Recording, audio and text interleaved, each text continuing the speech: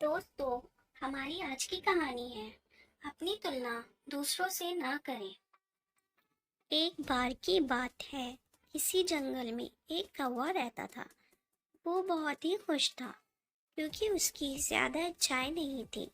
वह अपनी जिंदगी में संतुष्ट था। लेकिन एक बार उसने जंगल में किसी हंस को देख लिया और उसने देखते ही सोचने लगा कि ये प्राणी कितना सुंदर है। ऐसा प्राणी तो मैंने पहले कभी नहीं देखा।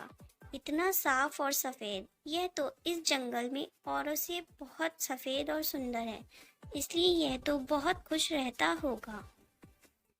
कौवा हंस के पास गया और पूछा, भाई तुम इतनी सुंदर हो, इसलिए तुम बहुत खुश होंगे। इस पर हंस ने जवाब दिया, हाँ मैं पहले बहुत खुश रहता था जब तक मैंने तोते को नहीं देखा था। उसे देखने के बाद से लगता है कि तोता धरती का सबसे सुंदर प्राणी है। हम दोनों के शरीर का तो एक ही रंग है, लेकिन तोते के शरीर पर दो दो रंग है। उसके गले में लाल रंग का घेरा और वो सुर्ख हरे रंग का था। सच में वो बेहद खूबसूरत था। अब कौवे ने सोचा कि हंस तो तोते को सबसे सुंदर बता रहा है, तो फिर उसे देखना होगा। कौवा तोते के पास गया और पूछा, भाई तुम दो दो रंग पाकर बड़े खुश होंगे। इस पर तोते ने कहा, हाँ मैं तब तक खुश था जब तक मैंने मोर को नहीं देखा था। मेरे पास तो दो ही रंग हैं, लेकिन मोर के शरीर पर तो कई तरह के रंग हैं। अब कौवे ने सोचा, सबसे ज्यादा खुश कौन है, ये तो मैं पता करके ही रहूंगा। इसलिए अब मोर से मिलना ही पड़ेगा। कौवे ने मोर को जंगल में ढूंढा, लेकिन उसे पूरे जंगल में एक भी मोर नहीं मिला। और मोर को ढूंढते ढूंढते वह चिड़ियाघर में पहुंच गया, तो देखा मोर को देखने बहुत से लोग आए हुए हैं और उसके आसपास अच्छी खासी भीड़ है।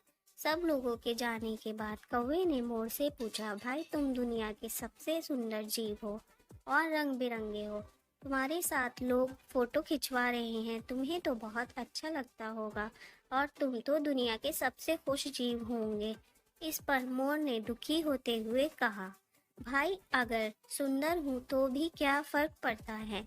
मुझे लोग इस चिड़ियाघर में कैद करके रखते हैं, लेकिन तुम्हें तो कोई चिड़ियाघर में कैद करके नहीं रखता और तुम जहाँ चाहो अपनी मर्जी से घूम फिर सकते हो।